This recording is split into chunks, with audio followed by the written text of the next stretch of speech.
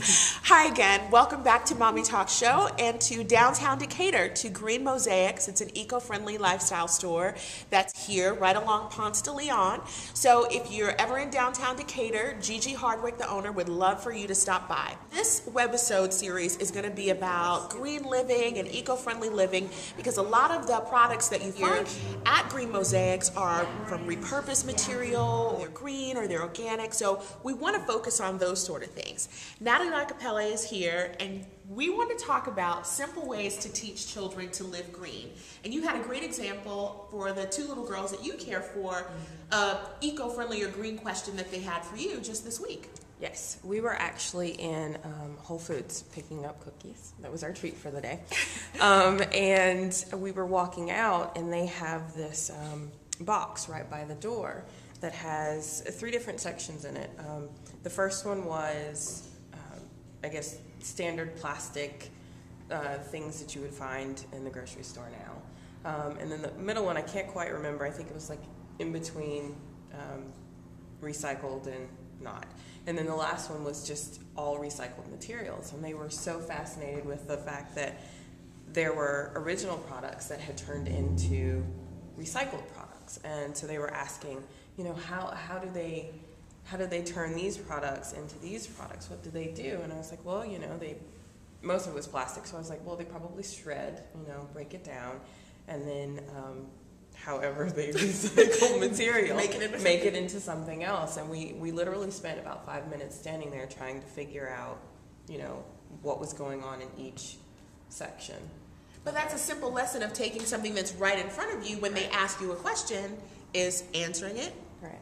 Okay, cool. Now, Lisa, I know you talk a lot about, you know, living green, and I know you had a natural birth with your daughter, and you're going to have a water birth with this baby, who we don't know who he or she is yet. Right. What sort of ways would you suggest to parents to try and teach children how to live green?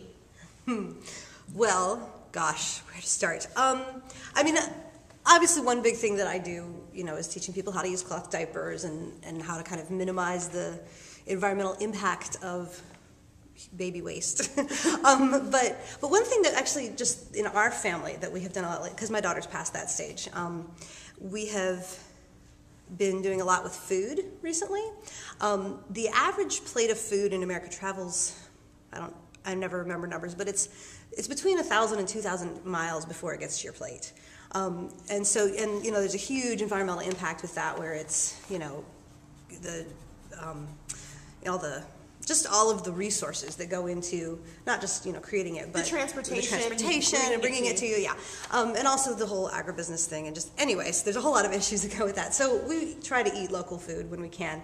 We live 3 blocks from the Grant Park Farmers Market.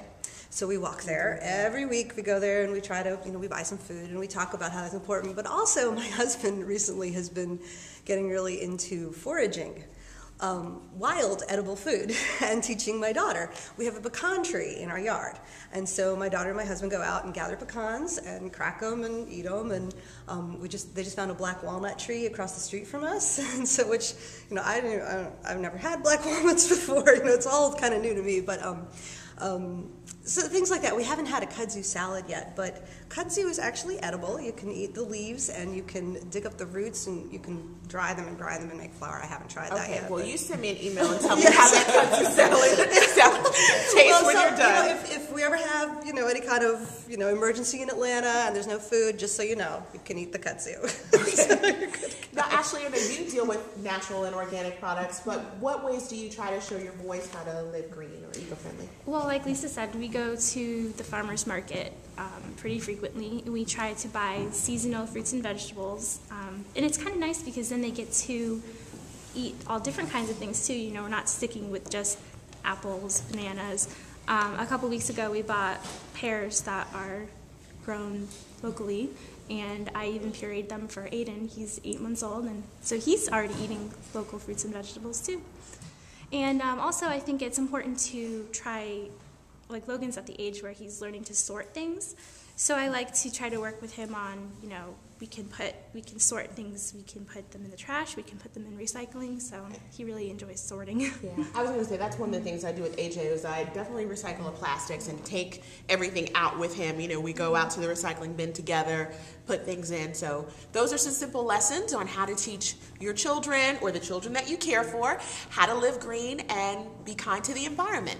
So thanks so much for watching. We're going to have new webisodes here featuring Green Mosaics every Tuesday and Saturday on MommyTalkShow.com.